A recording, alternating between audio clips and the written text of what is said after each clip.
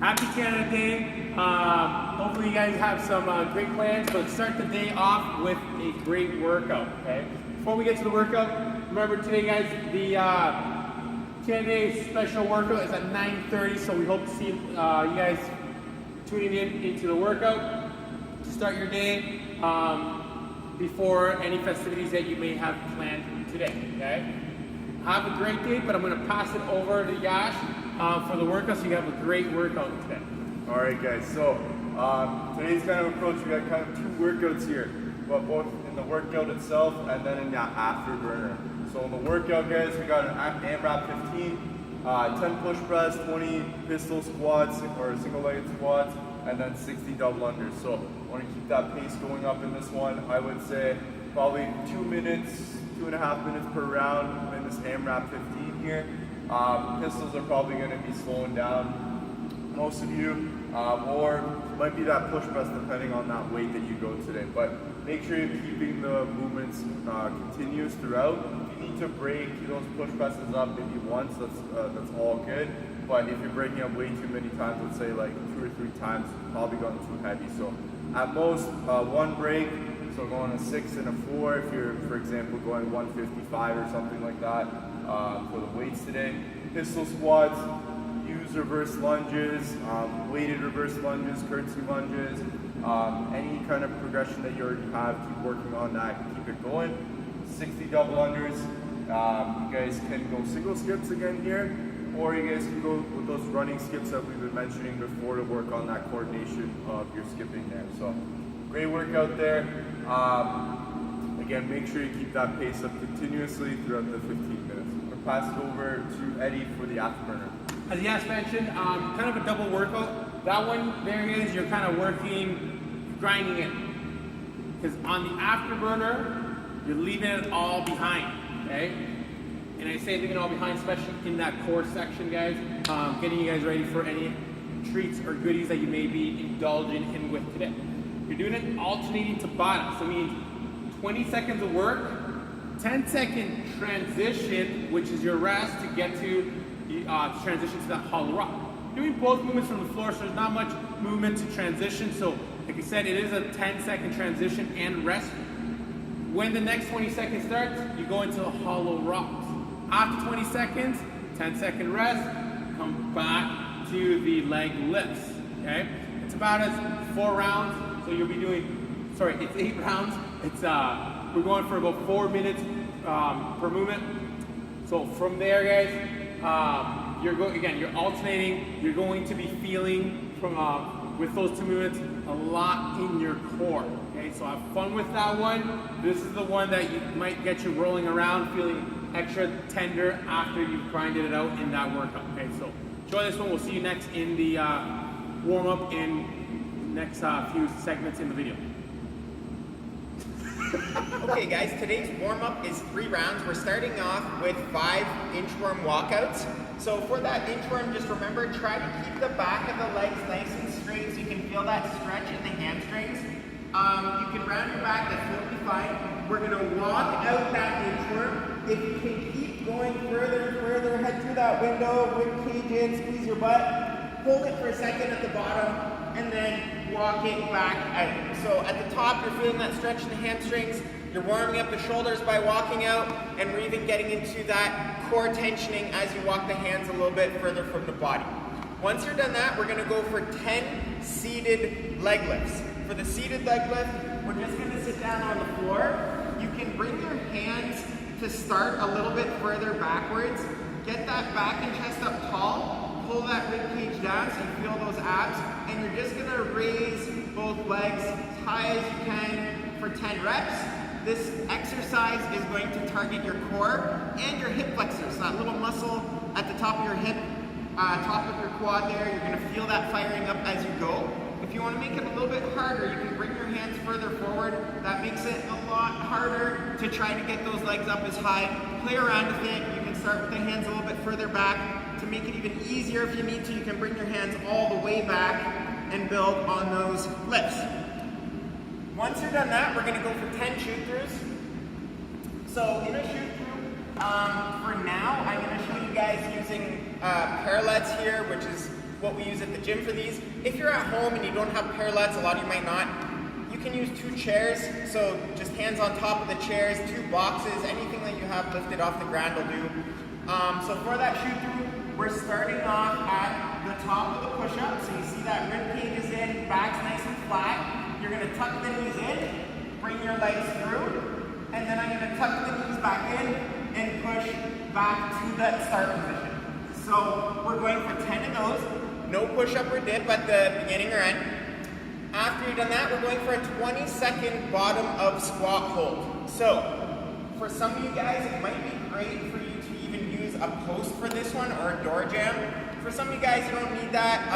And either way, guys, we always say experiment with both if you can. So what we're trying to do here, using that post, you can just get your back and chest up really tall, sink those hips down low, try to get the back and chest up tall. You can rock gently back and forth. You can also try, again, doing this without holding your post or wall. You're just rocking a little bit, holding it for 20 seconds, trying to feel that core tension, and also trying to feel that hip opening up as you go. Enjoy today's warm-up. All right, so we're here for the workout movements. Starting off with 10 push press. So 10 push press here, guys. You have a barbell. You guys can use that barbell. I would say if I were doing this workout, you're anywhere between that 95, 135 region where I can keep those reps unbroken relatively for the first couple of rounds. If I need to break it up, I would later on, maybe in that 4th or 5th round. So 95 to about 135, 95 if you're still working on that strength, 135 if you have that overhead strength to get 10 done in the first couple of rounds. So for the push press, remember it's one continuous movement, so you're not re-dipping in the knees. Just make sure you squeeze those glutes, lock out those knees as you extend straight up. So if you're going single object, you can go 10 and 10 per side here. With that dip and drive, remember, as we're coming down, we want to stay nice and vertical. So we don't want to deviate that back angle at all. We want to keep it nice and straight, almost like as if I were leaning against that wall and I'm just going down with the length of the wall there, so I'm staying nice and straight. So think about that, guys. You're dipping down, staying nice and tall. Weight is going to be a little bit more in that heel as you're coming down. On the way up, guys, driving hard through the legs. As soon as we extend those legs, those knees, we're going to be driving that weight overhead. And again, once we're over here, squeeze your shoulder blades together, make sure they're back and down before you start that next rep. You can go continuously or you can stop in that front rack position if you need to reset. Remember, I'm going to dip and drive up. As I'm bringing it down, it's about an inch off my shoulder, about a centimeter there. I'm going to start dipping down so that I can start my next rep. So control the way down, getting ready, dip, going into that next rep. 10 per side if you have dumbbell or kettlebell, or you can go 10 as prescribed with that barbell for the workout. For the pistols today, if you have pistol squats, go for them today. You can go off the end of your couch, or if you have a ball or anything that you want to go up to a height and work on that pistol, you can do so. Also mention you guys can do some reverse lunges for the workout as well. So I'll use a weight for those reverse lunges. I'm going to try and put a little bit more weight on that front foot or the working leg there. So my left leg's going to be on the floor there. I'm going to drive that right leg back, trying to put as much weight in that front foot. And then as I start standing up, I'm going to shift my weight to that front foot and then stand it up from there. Then switch, opposite leg comes back, and then you drive through that front foot. You can also play around with doing some curtsy lunges too with that weight. So we're going to send that foot behind that front foot, out to the side, trying to keep the hips as straight as possible or square as possible forward, and then driving through that front foot to stand it up. This one will work a little bit more on the inside of the leg and the stability of the knee laterally, so you can work on that as well as an option for those pistol squats today. Finally, guys, for those double unders, if you have them, let's work on those double unders today. If you're at that 30 range, for example, see if you can break them up into sets of 20, or if you want to try it, seeing if you can do bigger sets today. This is the great day to try and start, or a great workout to start doing that. If you don't have double unders, let's go single skips, or we can go for some running skips here, guys. Also, you can use that previous option from before, which is the double tap hop. So you're gonna keep the feet together, you're gonna jump up, double tap your sides for 60 reps total to mimic that double under there. Hope you guys enjoy this one. Let's shoot for about 4 to 5 rounds. Hope you guys enjoy. We'll see you guys next for the afterburner. Okay, let's go over the afterburner today. As mentioned on the whiteboard, it's really to get a double workout today, guys. It's Tabata again, so you're alternating movements, going for 8 rounds. Okay, so it's gonna be a 4-minute workout. Okay, so it's a short one, so make sure you find the right progression that is intense enough for you. Okay, the leg lifts over an object, I'm gonna use a ball. I'm gonna start by progressing from my elbows. If I'm on my elbows, I'm trying to push my belly button into the floor to work toward that hollow position. Raise my legs over my object. Again, raising my legs over the object. As I get going, I'm trying to keep my core engaged. Now, this movement you're using a little bit more of your hip flexors, but leaning back, you're not gonna really find them as much. So if it's available to you, try to progress. From the elbows, you can go to the hands, as long as you're trying to work to that hollow position, okay? If the hands are available to you, lock those arms up and bring your hands by your hips. Okay, same thing. Now I'm starting to, I can feel my hip flexors, I'm using them a little bit more. If you want to progress a little bit further, you bring your hands forward. So you can start reaching toward, or walking the hands towards your knees, bring it further, guys.